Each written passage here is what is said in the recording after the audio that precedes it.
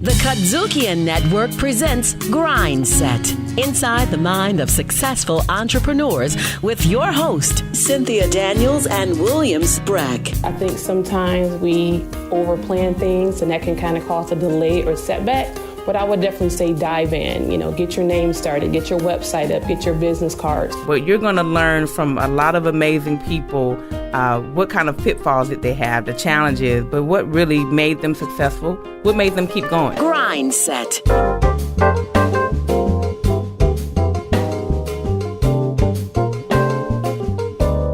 Welcome back to GRINDSET, powered by the KUDZUKIAN Network, presented by Epicenter. It's our second episode. Numero dos. I am your host, Cynthia Daniels, Chief Event Strategist of Cynthia Daniels and Company.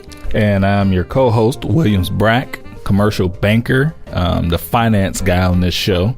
On this episode, we'll be talking with the owner of the Pink Bakery, Nubian Simmons. Don't make a mistake, call her the wrong name. I was introduced to Nubian at a NABO event. I actually didn't meet her first. I tasted her brownie, the no frowny brownie, and I smiled when I ate it. And then I ate another. And so we're going to be talking to this Milwaukee native who calls Memphis home. And Nubian considers herself the uncrowned queen of inclusion. So stay tuned. We have an amazing interview with Nubian Simmons, founder of the Pink Bakery. On GRINDSET, powered by the KUDZUKIAN Network, presented by Epicenter.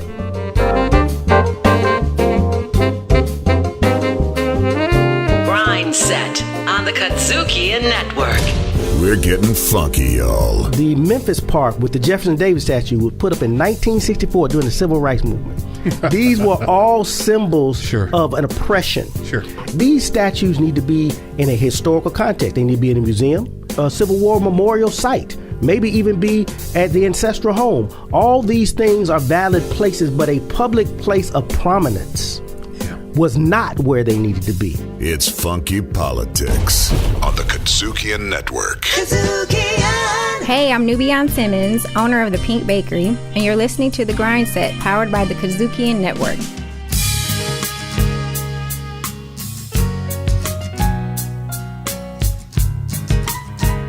Welcome back to GRINDSET. I'm your host, Cynthia, and we have someone special in the studio today. Yeah, absolutely. I'm your co-host, Brack. Glad to be back in the studio with Cynthia, and we also have our special guest for today, Nubian Simmons, the owner of the Pink Bakery. I first met Nubian at a NABO event. Well, actually, I didn't meet Nubian first. I actually met her brownies first. And me being me, I actually had a couple. I was only supposed to have one, but I had a couple. They were so good. But they're healthy brownies, right? They're healthy. I didn't know the difference. I just know they were tasty brownies. That's all I knew. Okay. And then I was able to meet Nubian and have a brief conversation. And then fast forward, I might skip a couple of meetings, but we're also now and currently in New Memphis Institute together. Mm-hmm. And so I got a chance to learn a lot more about her business, what she's doing, how she's operating. But I don't want to talk too much if we have Nubian in here. Nubian. Right. That's the first mistake not to make when you meet her. Nubian.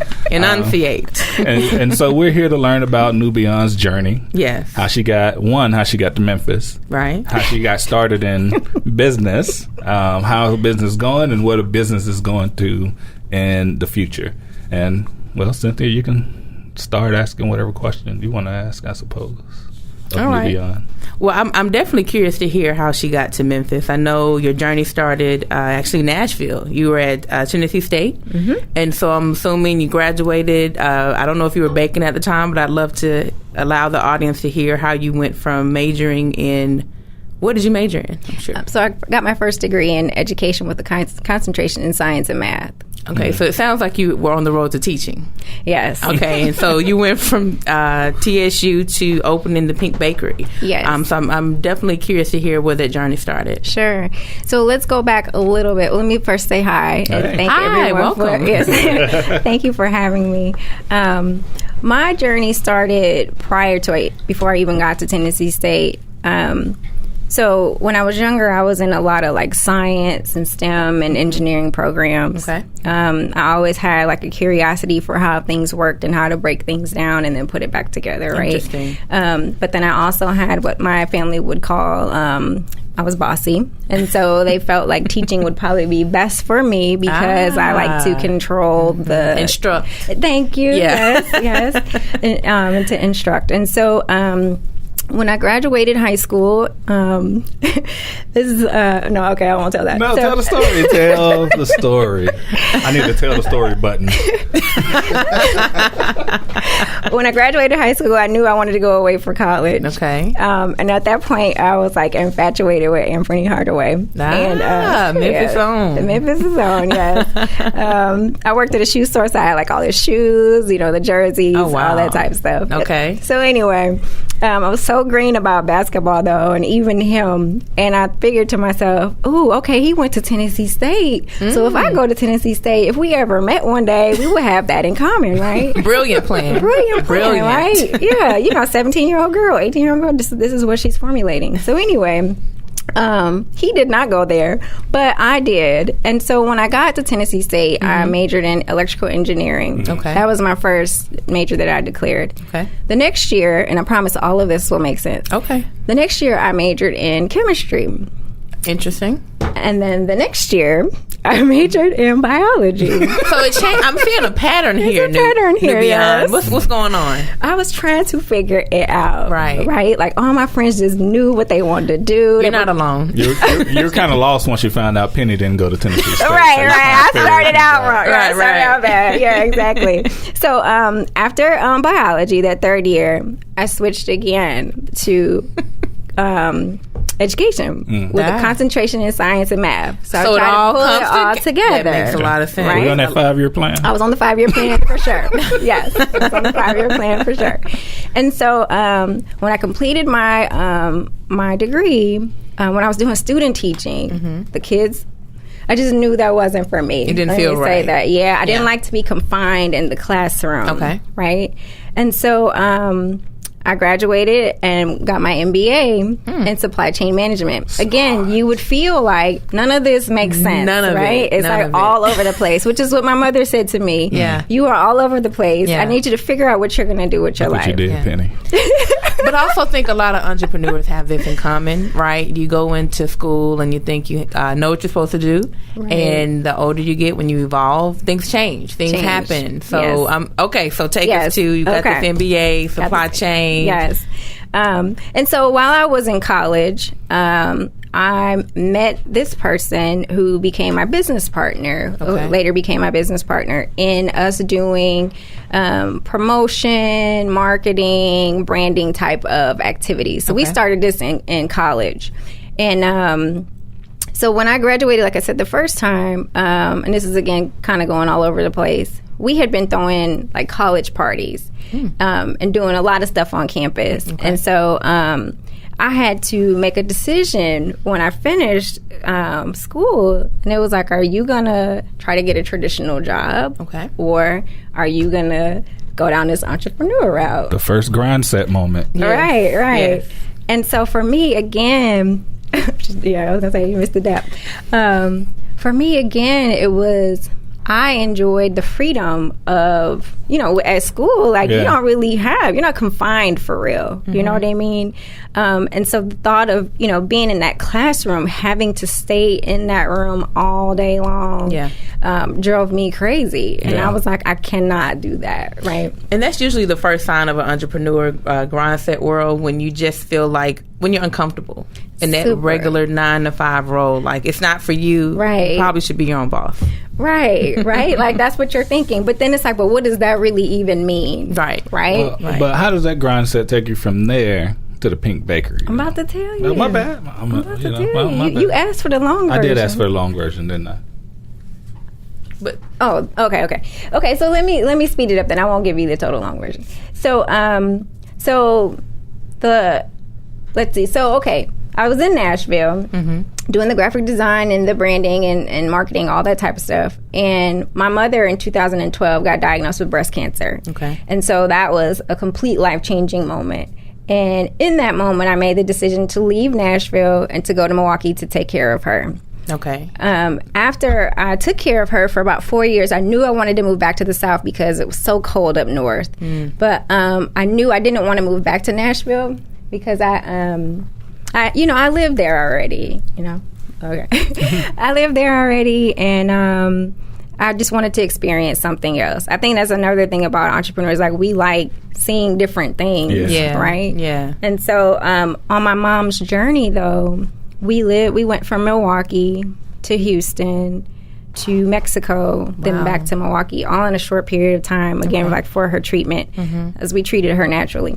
Okay. What does a natural treatment entail anyway? So it's all organic fruits and vegetables and coffee enemas. She eliminated all meat from her diet, dairy from her diet, salt, and I was her caretaker. So, well, wait, these are the things that we eat every day. So that's interesting to hear that just 5 minutes ago. Right. So she's removing this. Yeah, that was completely removed from the diet. Okay. And then people will say, well, what was she eating? Like, well, and I'm like, fruits and vegetables. Like, yeah. But again, that's what really ideally based on our digestive tract, that's what we're supposed to be eating anyways. Only fruits and vegetables? That doesn't even sound filling to me. But it can be really, really filling. You gotta eat like a truckload of them to be...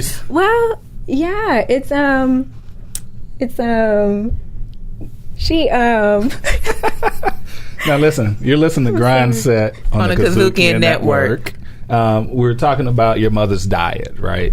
Well, she was eating a boatload of fruits and vegetables, probably a tractor trailer full every day. Is that what you were saying? Yeah, it was about 17 pounds every day. Really? And yeah, and so I was pressing juices 13 times a day. Like that, it was a full-time job. I can only imagine. And then making 3 meals a day. Okay. Is that on the resume?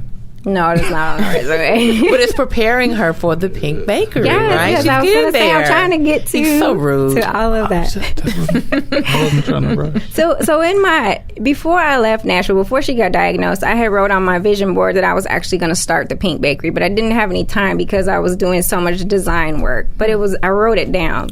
And so when she got diagnosed and I left Nashville, when I was in between the 13 juices and in between the three meals that were prepared each day, I started tackling the Pink Bakery for real. Okay. She bought me this little bitty like dessert book, and it had all these recipes in it. And so I was studying the recipes to try to break down how to make a mix or like how to make a cupcake. 'Cause I had never done that before. I never baked from scratch or anything like that. And so started doing that. I started researching like what sugar does in a recipe, what eggs do in a recipe, what flour does, to understand the structures of all these things. Again, engineering type background, real scientific, real science, right? Again, I told you all this is going to come full circle, and so did all that, and it took me, again, trying to fast forward, about 5 years of research and development to figure out how to get all of these things. Well, let me tell you. So the Pink Bakery, we make desserts for people that have food allergies to the big 8 foods. Okay. And with the 8... so that's why you were researching what sugar does, what eggs do. We're just thinking you're making regular dessert. I can name 2 or 3 of the big 8. Wheat and dairy and peanuts, maybe? Yes, that's good. Okay, so I'll tell you what all 8 are. And I have them in alphabetical order because it's a lot easier to remember that way. So it's eggs, fin fish, milk, peanuts, shellfish, soy, tree nuts, and wheat. So everything that we make is made without any of those things. So when you think about a traditional cupcake or dessert, wheat is in there, right? Milk is in there, eggs are traditionally in there for sure. Those 3 for sure. So I had to figure out how to bake without all of those things. Again, it's impossible, right? No, it is not impossible. I've done it, Mark. I've done it. It's her business. All right, look, this is what I do, Mark. Is that what I ate? Yes, this is what you ate. So I had to figure out, again, how to do that and then how to make it taste like something that we could recognize. Because when you tell someone all those things are not in it, they're like, well, what does that taste like? You know what I mean? Or what does that look like? Ryan said, we don't even want to hear it. Right. Right. And so once I started letting people taste it, once we got past all the testing and, my siblings were so integral in tasting all that stuff and bless their hearts because, and they tell people you're welcome, for doing all that. Shout out to the siblings on Yes, GRINDSET. shout out to the siblings. And my mom for sure. But once we got it to a point where it was palatable, because it was not for a while, right? They were like, "You should let other people taste this stuff," right? And I'm like, "No, no one's gonna buy it, or want to taste stuff like that." Mm-hmm. And I started to meet more and more people that had food allergies. I also didn't say I have food allergies. I'm allergic to milk and wheat, and so it made life so difficult. Trying, growing up, trying to fit in when you go to places, or even in college, everybody's eating all kinds of stuff. Tennessee State, pizza all the time, all that kind of stuff. Chicken wings out. Fried wings, because of the oil, if it cross contamination. But anyway, so I'm trying to think where it was. Oh, yeah. So, people started tasting it. We started testing it on people that had food allergies and then people that didn't have food allergies. And the people that didn't have food allergies couldn't tell that they were, allergic type food, desserts. And so I was like, I may have something here then. Like, if you can't tell, and my youngest brother, he is a foodie. He loves chocolate, anything. And so he would be like my gauge. He'd be like, that's not as good as Hostess, so you need to just keep going, right? And I'd be like, no, this is it. He's like, no. So he really pushed me to keep, to keep going till it was like at his standard. And so, like I said, once it got to that point, I was like, okay, well, maybe this could really be something. Yeah. And so I didn't know anything about the food industry. I didn't know anything about mixed development. I didn't know anything about shelf life testing or nutritional facts, like how to get those panels or anything like that. And so just day by day, a lot of prayer, just sat there and figured that out, calling all over. And because we're allergen free, it made it so difficult to try to find places that would work with us because of the other contaminants, the other allergens that may be present. And one thing I didn't even ask you, if we can back up a bit, how did you come up with the name The Pink Bakery, right? Because this is such a unique product, you would think it would have some natural type name, right? And you're listening to GRINDSET on the KUDZUKIAN Network, and presented to you by Epicenter. And Nubian, you were telling us the origin behind the name Pink Bakery. Yes. So, I prefaced that I had a graphic design background.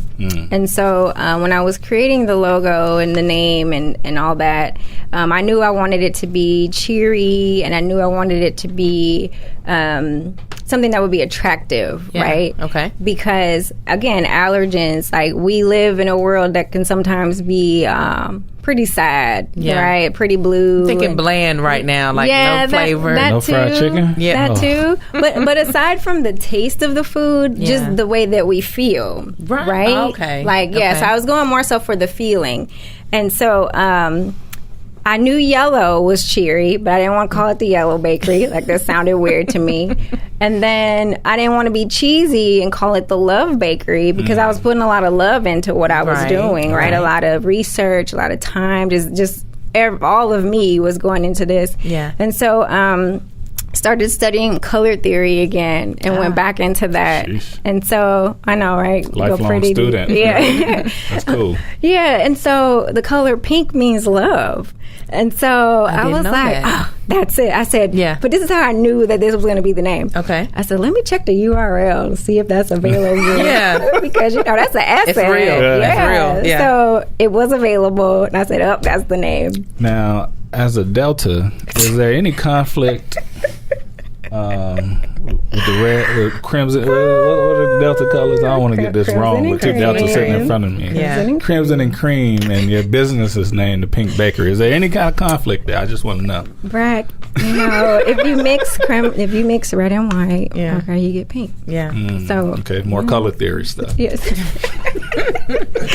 So look, we're still all good. But no, I do catch that from a lot of servers. They'd be like, excuse me, what's up with this pink? The Crimson Bakery. It doesn't flow off your tongue. It doesn't. doesn't. The Crimson and Cream Bakery. Look at that. Right. I'm like, so I need that. Yeah, but we have a heart in the logo, and so that's how I was able to tie love in again. Gotcha. Was through that. It's a lot of love that goes into all of this. I love it. And so tell me, what was the first 12 months of the Pink Bakery like for you? Just take a deep breath. Get ready to grind set. Right. It was grinding. Good word. It was grinding for sure. Okay. It was I was new to Memphis when I first moved here. I got here in November 2016. I started selling in April 2017. Okay. And so hit the ground running. And so because we were new here, no one knew me, first of all, and let alone the Pink Bakery. Yeah. Right. You know, I had no networks, anything like that. So I joined NABO right away because I had been like stalking them before I even Shout got out to here. NABO. Yeah, What does NABO stand for? National Association of Women Business Owners. Now, what about Epicenter? Did you do your research I there? did not. Okay. I did not do a lot of research with Epicenter. Okay. That's a great resource. So for those that are listening out there, you definitely want to look into Epicenter if you're thinking of entrepreneurship. Yes, definitely. And so the first 12 months was me trying to engage as many organizations as I could think of as possible within the time frame that I had available. Because aside from trying to join things, I had to bake. Right. Right? And I never did that on a large scale before. Again, just starting here, the demand grew like really quickly, and we were in, I think it was 5 farmers markets. Wow. And I mean, like going crazy. How's that happen? All we eat in Memphis is barbecue, maybe some catfish, and wings. And how does allergen free, naturally vegan and gluten free baking goods hit on in a city like Memphis? I think because of what you just said is here. I think there are I think there are a lot of people that want an alternative and don't know where they can find it, or it doesn't exist here.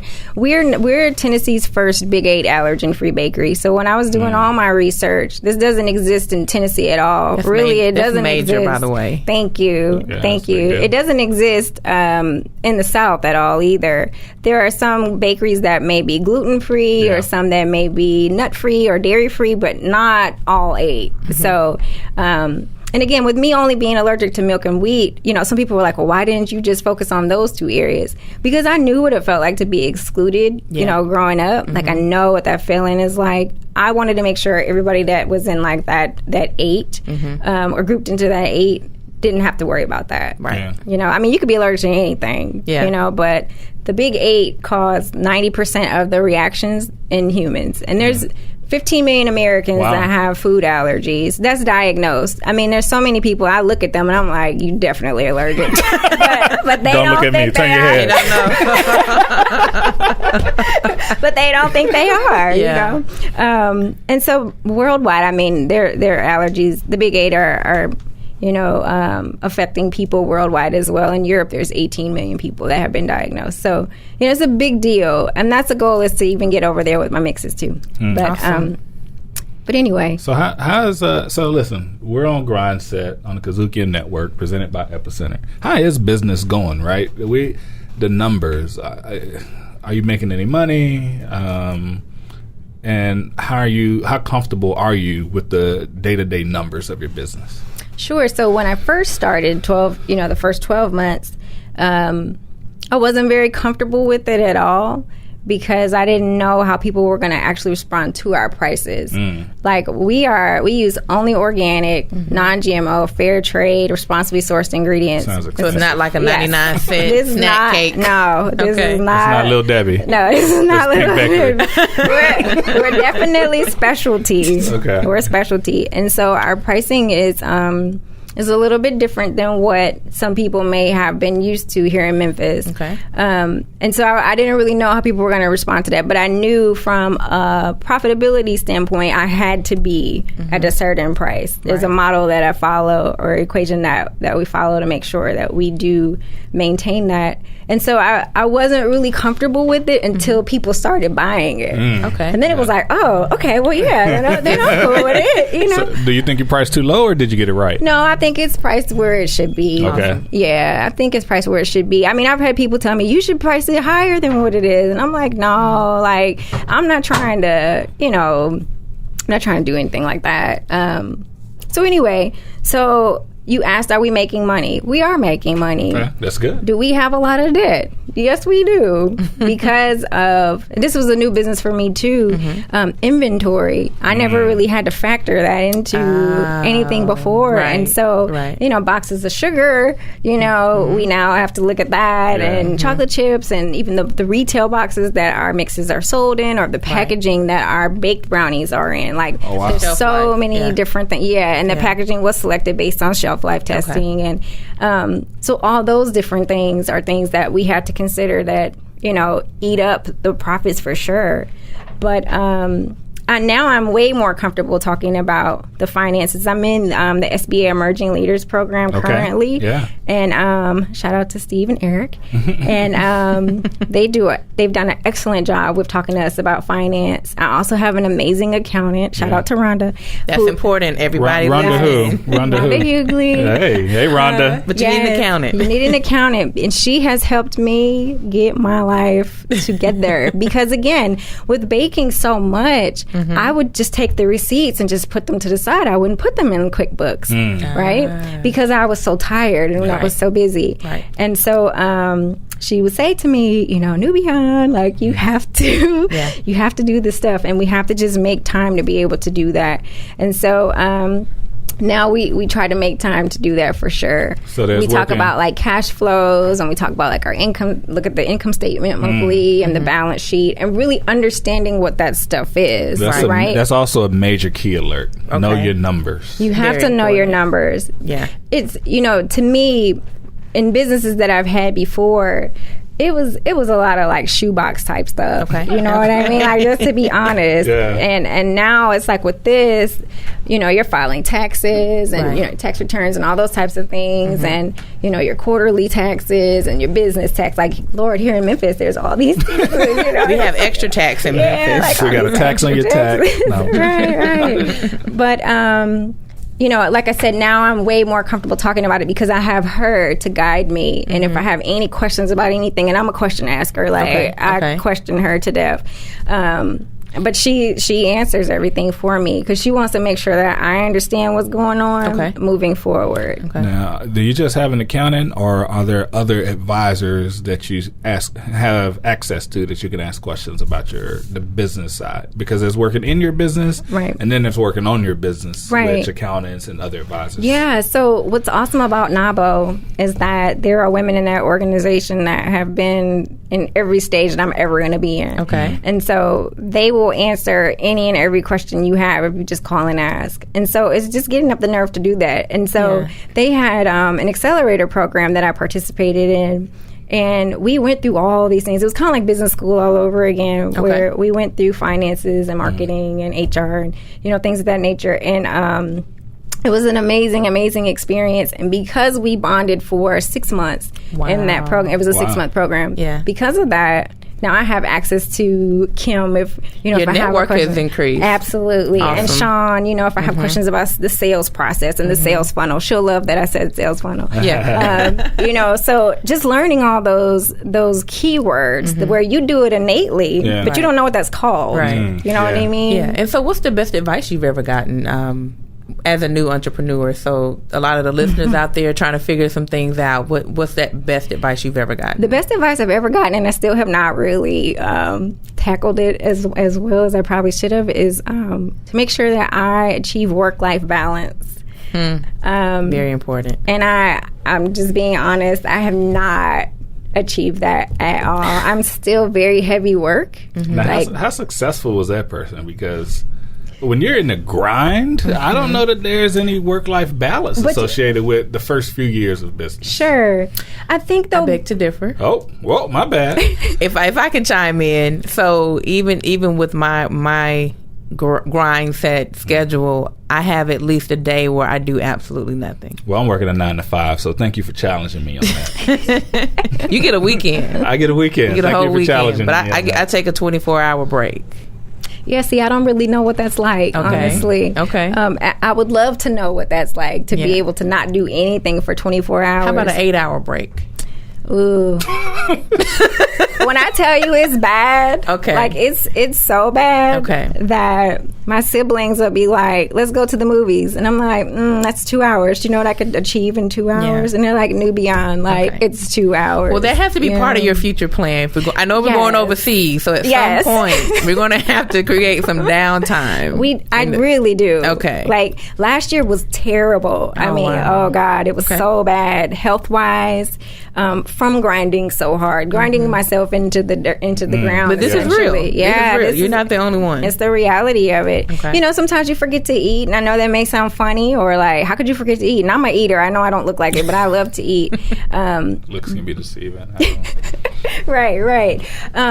But yeah, not eating properly, not resting. You know, you're talking about even taking a mental break for even 8 hours or 24 hours. Wasn't doing that. Just going. Yeah. And so this year, I'm like I said, it's not as good as it should be, but I'm better than last year. That's good. It's progress. Yes, like I'll tell myself, Nubian, care about how you look today. Like comb your hair today. You know what I mean? You could always go bald like me. That might be a good look. For sure. But making that important, right? Again, because you go into a depression. Yeah. You're working so hard and so much, and that is your whole life. Like energy's depleted. It's completely gone. Yeah. You know, because you're giving everything to everybody else. Do you think aspiring entrepreneurs kind of think about this part of it, or do they glorify having control of their own schedule and doing what they want to do? I think they absolutely glorify it, because on Instagram it's glorified, like on Facebook it's glorified, right? But this is the reality of it, right? It's not a 8-hour shift. Yeah. It is sometimes 23 hours, sometimes 40. I mean, like, the reality is you have to keep going till it's done. Absolutely. Well, I have another question then to follow up on that. You've already talked about personal sacrifice. I mean, not getting the adequate amount of rest is a sacrifice, but how has this also affected your personal relationships? Oh man, I'm single. No, you're not. You're married to the Pink Bakery. There you go. Right, exactly. I think it's funny because, you know, you've heard people say everybody wants to date a model until they date a model. Yeah. Right? Yeah. I've also heard people say everybody wants to date an entrepreneur until you date an entrepreneur, right? Until you see, like, this is my real life. Like, this is not just something that I'm on the internet just talking about. Like, this is my day-to-day. Okay. This is the reality of what it is. And so it's been really tough for personal relationships. Okay. Not only with guys, but, like, even your friends. Yeah. You know? Friends and family, I've missed so many weddings, so many baby showers, so many, you know, so many things like that, and you can't go back and get that time back, you know. But then I look and I say, but I achieved this though, you know, for me personally, and I know that I do want to get married, right? I know I do want to have children, but I want to accomplish this first before I do any of that, because I feel like you probably can have it all, right? But women that I know that have been entrepreneurs have said they've let their business go completely after they have their children, because it's so much more fulfilling, and you know, to have that child. So it's like, I want to accomplish this for myself personally, and say, look what I achieved for myself, like not for anyone else, but for me. Look what I was able to do. You know, I went from being a graphic designer to a baker. Like, who would have thought that? But to create a packaged product, you know, like that's so cool to me. Like, I can look at my mixes and say, I made that. You know, I designed the box and I designed the recipe. Like, that's pretty cool to me. So yeah, it's affected my relationships really negatively, honestly. And so now I'm trying to get new friends. Is it worth it? Absolutely. Absolutely. I know that may sound terrible to say. It doesn't. It's all we had this conversation last week. You're being very transparent. I think, again, there's a point where women have to figure out that balance between the family, the friends, the partying. Do you really want this? So you're being very transparent. Well, thank you. It's hard. It's very hard. Thank you for being transparent on the GRINDSET. On the GRINDSET. On the KUDZUKIAN Network. Yes. Presented by Epicenter. Thank you for being very, very candid. Now, I didn't get a chance to ask you this. So how did you start? What did you start your business with? Was it cash, money from friends and family? Did you have good credit before you start? Have you been using your credit, right? Yeah, definitely. Okay. Excellent credit before I Stand it with very proudly. Was it like 580 or something? Very proudly. No, I was almost at 800. Nice. Like excellent credit, right? Again, this is before. Major key times two. Major Before. Andrea Johnson had excellent credit last week on the last episode. Yeah. Nubian has excellent credit as well. So get your credit together. Yes, credit is so important. But again, like I said, before, right? So before I started, I had excellent credit. And like I was telling you guys earlier, I designed my way into the Pink Bakery. Okay. So I did a lot of graphic design projects to finance the Pink Bakery. Very smart. Self-funded. Right? Self-funded. Nice. And then when I got to the point where I needed some more money, I asked my mama. You know, and then, friends and family. And so now we're at a point we were discussing wanting to get a brick and mortar. Right. Now I'm going to have to level up. And shout out to Level Up Conference. Thank you. Level up and see if I now want to consider a bank loan or if I want to consider an investor and just, those are the things that we're researching right now. What are the best options? I pray to be self-funded. I pray about that all the time. But we'll see what happens with that. Okay. So so you're still very much involved in the day-to-day of the business. At what point? I am the day-to-day. You are of the business. It's all you. At what point do you get enough business to be able to step back and bring in help so that you can spend 2 hours at a movie? Where is that in your future? Yeah, so we see that. So we've been in business about a year and 6 months. Oh. I see that probably about year 3 where I can really let go because, again, these are my recipes, right? So they are trade secrets. Yeah. So I have to trust whoever comes in, aside from my siblings. Right. I have to trust that when they come in that they don't steal our recipes. And I can have someone sign non-disclosure agreements and things of that nature. I know legally that those things are in place. Right. But personally, it's letting go of something that you worked so hard on, and that's really tough for me. So trying to decide what I would like that person to do is where I battle. I go back and forth with, do I want to have mixes already pre-made and then just have them bake those, or you know what I mean? So on the scale of 1 to 10, with 1 being pretty bad and 10 being great, how would you rate your delegation skills? What was 1? Ooh, again. Yeah, it's bad. Okay. It is. Okay. It's bad because it's trust. I have to trust you with, this information that I worked so hard to attain. I know I have to let go. I know, but, Right, because you can't work on your business if you're in your business. In my business. Right. And all of this makes sense. Yeah. I get all of that. Okay. Intellectually? Yeah, I definitely do. It's the emotional part. Absolutely. Right. Trying to move away from that. And you mentioned something earlier about trusting the person that's working with you, and you have this specialty product. I'm curious to know, are your products trademarked? The products themselves could not be trademarked. Okay. The recipes cannot be because we didn't create a cupcake. If we were, the first one. Oh no, that's a patent. I'm sorry. Okay. We own the trademarks to our names. Okay. So we own the Pink Bakery's name. We own our logo. We own all the names of our products. So our No Frowny Brownie is ours. We have a registered name behind that. Our Mama's Favorite. Thank you so much. Yeah.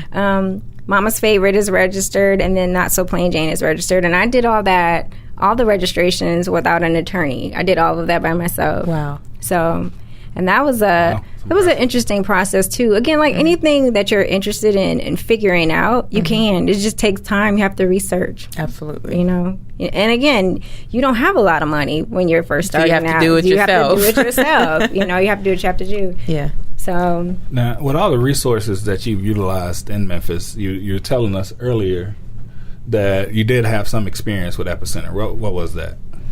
Well, I had been presented with this amazing opportunity to pitch a very, very, very large organization. I won't say who yet because things are still back and forth with that. Okay.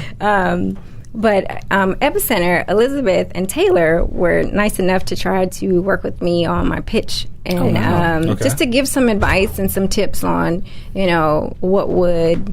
what they think the organization might want to hear. Okay. So they were so nice to try to help me with that. So coaching, I mean, I think any new entrepreneur needs coaching, so that was definitely a great resource to have. Yeah, definitely. Okay. I don't think you can get enough coaching if you're open to it. Yeah. So, do you have any mentors right now? I have people, again, that if I... See, okay, I have an issue with... feeling like there are things that I should just already know. Okay. Right? And so I have to be vulnerable enough to go and admit that I don't. Vulnerability. So there are people that I know I could absolutely, they would love to mentor me. Nubian. I'm just being honest, right? I'm giving her the side eye right now. She is so giving it to me tough. She's giving it to me tough.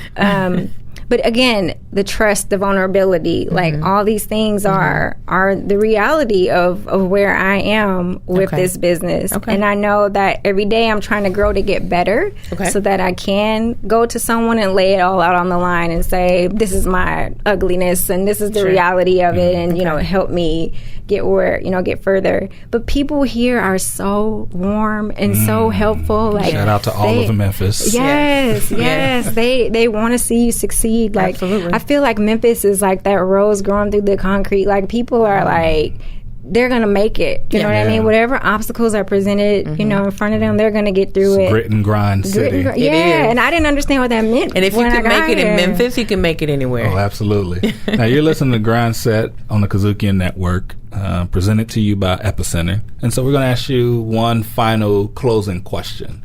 What advice would you give to women who are looking to make the jump into entrepreneurship? You received a lot of advice, but what advice would you give? Jump, first of all. Just take the leap. Okay. So that's the first thing. The second thing I would say is to make sure that your foundation is together, and so that means you have a CPA that's lined up, you have an attorney to help you with your incorporation documents, your insurance agent, to make sure all those things are together. And don't do your taxes by yourself, because I did that. Major key alert. Yes, and that was such a huge mistake. I thought I was saving myself so much money. Right. But as Rhonda, my accountant, had to go back a few years, I've had to actually pay way more money than I probably would have had to pay if I would have just did it the right way. Okay. So just follow the process. Trust the process. I'll say that. I don't know what other people call it, but I call it God talking to you. He's talking to you and he's guiding you, and you have to trust him, even if it sounds like something you don't even know how to do, right? Like baking. Trust it anyway, because there's a plan. There's a plan for you, and it's bigger than what you even know. So. No, I can totally testify to that. That little voice in your head is God, and you whether you're religious or not, you just have to go with your gut and just do it. Right. Yeah. Just jump. Just do it. So that would be my advice. Well, Nubian, thank you so much. You've been an excellent guest. I learned a lot, one of which is a STEM education works. Yes. And we'll have some major keys to share with you guys later. Yeah, and it was an incredible journey. I learned a lot about you. I had no idea that you had this graphic design hidden talent, but I think it speaks to a lot of women that are listening. You can be passionate about one thing, but the next day you can start a business doing something else. So thank you for sharing your journey with us today on The Grind. And in closing times, too, where can we go get the Pink Bakery? Where can we get you if we want some? The Frowny Brownie. No Frowny Brownie. Brownie. Yes. So that's an excellent question. So everyone can order from our website. It's www.thepinkbakery.com. Hey. We also sell at the Collierville Farmers Market, and we'll be doing that until the end of September for that. Okay. But we do a ton of special orders. So, I mean, it's like daily. Because I've seen you make cakes, right? Oh, yeah. For clients. Yeah, we make cakes, which, again, is a newfound talent, because I didn't know how to do any of that, but I use the graphic design skills with the coloring. So that's like my new medium is the cake instead of the Adobe program. The cake is now my new medium. So that's awesome. I do all my coloring and on my color theory. I can see it, the contrast and stuff like that. I do all that on the cake. So thepinkbakery.com. You're listening to GRINDSET on the KUDZUKIAN Network, presented by Epicenter. We'll be right back.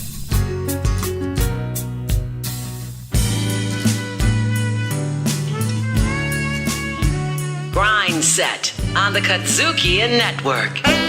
Riffin' on jazz. I think I know a lot about jazz. It's only what you've been doing the last 30-some years. Yeah, I know. A voice that can make you laugh and make you cry. Good jazz, you don't have to worry about what they're talking about. But when they pick up those instruments, we all speak the same language. And don't you know you went in the kitchen and come back with a big bowl of salad? Riffin' on jazz on the KUDZUKIAN Network. Man, that was such an incredible interview. I had a great time. Oh, absolutely. So, Brack, tell me, what did you learn today? What were some of the major key alerts for you? First of all, I was a bit food shamed about what I was eating. But if we get into the major keys, Nubian dropped some gems. One, for all the educators, STEM education does work.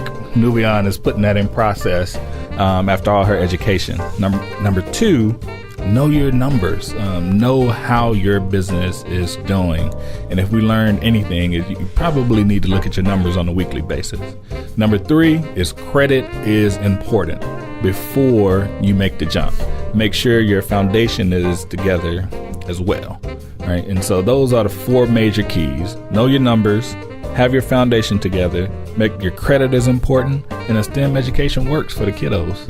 I love that. And for me, just the GRINDSET overall, because we're talking to women that are inspiring to be entrepreneurs.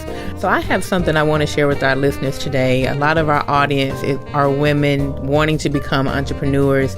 And I found something very empowering from Serena Williams. This quote says, "I've grown most not from victories, but setbacks. If winning is God's reward, then losing is how he teaches us."